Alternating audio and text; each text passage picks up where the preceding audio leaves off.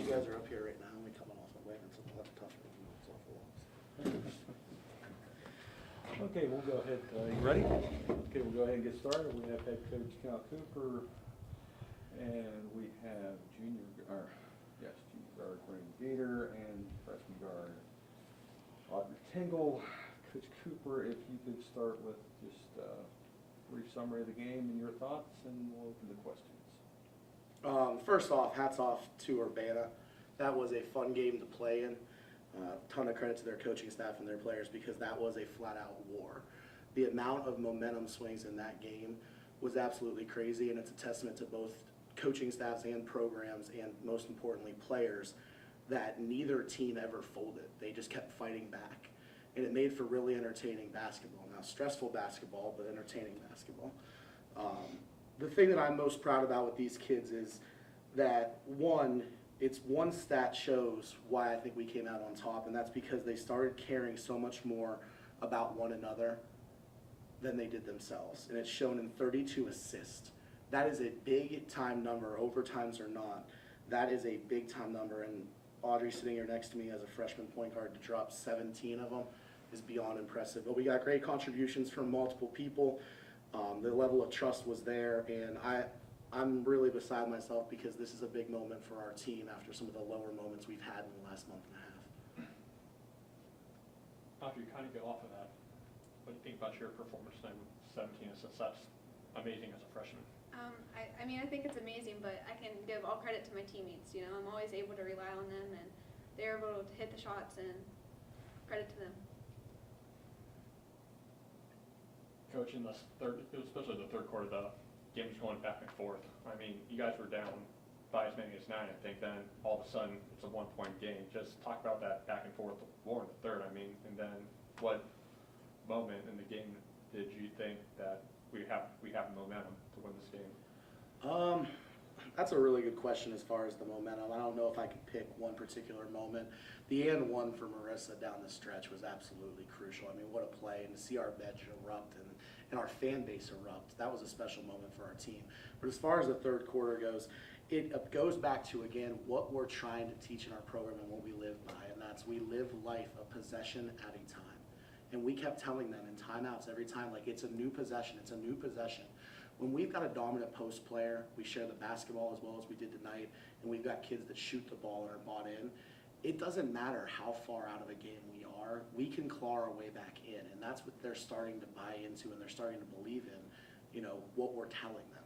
So it was just about them buckling down, hearing us, you know, again, not just giving up when things got tough. And, you know, I told them in the locker room, and I'm telling them again now, they're hearing it. It's a moment for us in that third quarter and going on that needs to springboard us, because a month and a half ago, we would not have won that game. We just wouldn't have.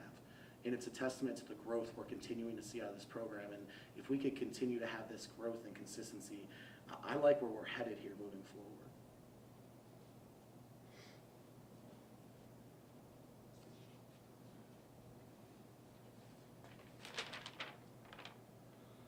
Brandi, you've been struggling a little bit the last couple games and all like that. What do you think was the difference for you tonight? Well, I was fighting a kidney infection, Right. So I was sick at practice. I wasn't able to go my hardest, and I think, like, you practice how you play. So I got a lot more healthy, and I've been practicing really hard, so I think that definitely showed in the game today.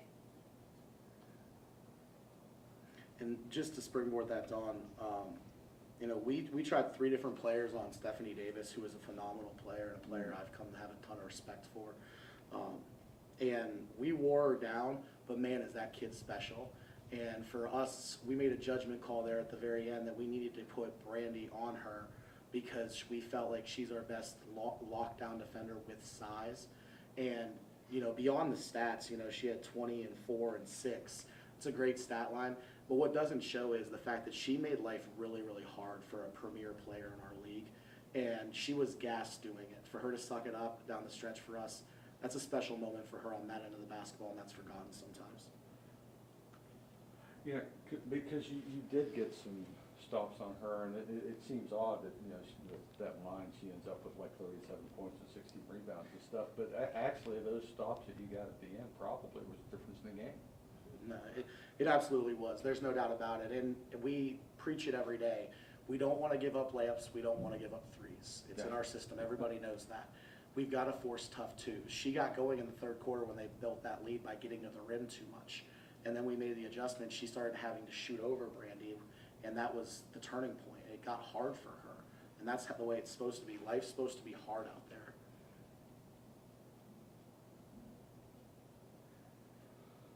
And if you could talk a little more about Marissa, again, finishing 35 and 15 and all, and just kind of nice to have something like that, late in the possession where you can throw the ball up to the rim and just go get it, put it in. Yeah, it's a nice luxury. It makes a first-year head coach like me look good sometimes because she can sit there and have my back down there, but it's also our movement that does it. It's not necessarily just calling a play every time. It's that our players move the ball until she gets in a comfortable position. But it's an unbelievable luxury, and I will say this, and I'll speak on behalf of Coach Seth as well, because she is beside herself on this. If Marissa continues to put up these numbers and doesn't get more accolades, I understand winning drives a lot of it, but her numbers are beyond impressive, Don, and it is crazy to think that I think she has been in the accolades or the top 5 or whatever it is of the Mountain East Conference more than she hasn't been. Yeah. We just got to get her over that hump. But, I mean, I've said it before and I'll say it again. She is a premier post. She is special. And I just wish that we could continue to take this momentum and get more wins so she could get the attention she deserves.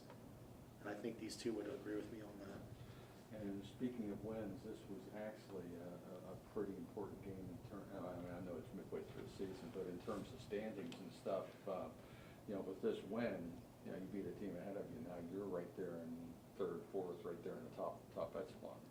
Yeah, it's funny because people look at our record, see us at 7 and 10, and they think that West Liberty's not in a great position. But the reality is, for our program right now, is we're fighting to get back to the level that we were at 2 years ago and the level that Coach Ullum built this program to be consistently. We are going to get there. We're going to fight to get there. But right now, the non-conference doesn't mean a whole lot to us. We care about what is going on in the Mountain East. And right now, I know we're one game above 500 and with a chance to be potentially in third coming out of the week. So that's huge for us. And, regardless of whether it's the midway point or not, Don, we're in a position that if we can continue to buy in, I like where we're headed. Just speaking of the conference, I mean, you guys got probably the biggest matchup of not necessarily the biggest matchup of the season, but probably the one you guys are looking forward to the most in Wheeling Jesuit on Saturday. So this is a good game to get a win off of, and then I guess momentum. Like you said, you have all the momentum. It's great to have this going into that game. Yeah, no, it's absolutely, this is huge for us because it's a lot tougher going into a rivalry game with all that emotion that's going to be built up coming off of a loss. So this is obviously a great thing. We need to have a light day, but a prep day tomorrow. And one thing we've been big on though, and you can't hide from it. We all know that game's coming. We've all been circling it on our calendars. But this program's done a nice job of looking at things one game at a time as we try to get these young kids and this new team together to build some chemistry and build some momentum. So right now we're not thinking about Jesuit as much as they're not thinking about Jesuit. We are as a coaching staff. They need to celebrate this win. They need to enjoy it. They need to soak this in, and they need to hold on to this moment because it makes you fight harder to get the moment back. And then tomorrow we'll go to work, be 0-0 again, and worry about Jesuit then. Good. Awesome, guys. Congratulations. Great win. Thank you. All right. Good job, ladies. Thank you, guys. And you guys were nervous. You crushed it.